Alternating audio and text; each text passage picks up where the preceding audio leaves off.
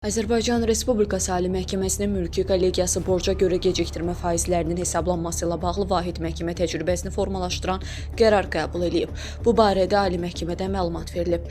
Bildirilib ki, məhkəmə mübahisəsi iddiaçının cavabdehdən pul borcunun vaxtında qaytarılmaması səbəbindən əlavə gecikdirmə faizlərinin tutulması tələbi ilə bağlı olub. Belə ki, iddiaçı daha əvvəl məhkəmə qərarları ilə tutulmuş əsas borc və faiz məbləğlərini birləşdirərək həmin ümumi məbləğ üzərindən yenidən gecikdirmə faizi hesablanmasını tələb edib. Birinci instansiya məhkəməsi iddianı rədd edib, apellyasiya məhkəməsi də həmin mövqe işə razılaşıb. Daha sonra hər iki tərəfin kassasiya şikayətləri üzrə iş Ali Məhkəmədə kassasiya qaydasında baxılıb.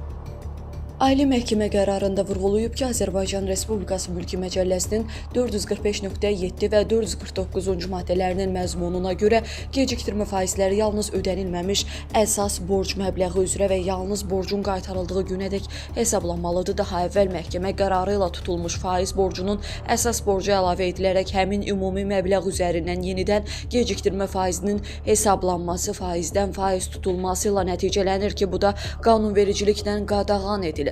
Ali Məhkəmə qeyd edib ki, faiz borcunun məhkəmə qərarı ilə tutulması onun hüquqi mahiyyətini dəyişmir və onu əsas borca çevirmir. Belə faiz alacağına yenidən faiz tələb edilməsi borclunun vəziyyətini qeyri-mütənasib şəkildə ağırlaşdırır və ədalət prinsipinə ziddir. Ali Məhkəmə həmçinin bildirib ki, kassasiya instansiyasının səlahiyyətli iş üzrə faktiki halları yenidən araşdırmaq deyil, aşağı instansiya məhkəmələri tərəfindən maddi və prosessual hüquq normalarının düzgün tətbiq olunub-olunmadığını yoxlamaqdan ibarətdir. Bu baxımdan apellyasiya instansiyasının sübutlara verdiyi hüquqi qiymət və gəldiyi nəticə əsaslı hesab edilib. Nəticə etibarilə Ali Məhkəmə kassasiya şikayətlərinin təmin etməyərək apellyasiya instansiyası məhkəməsinin qətnaməsini dəyişdirilmədən qüvvədə saxlayıb.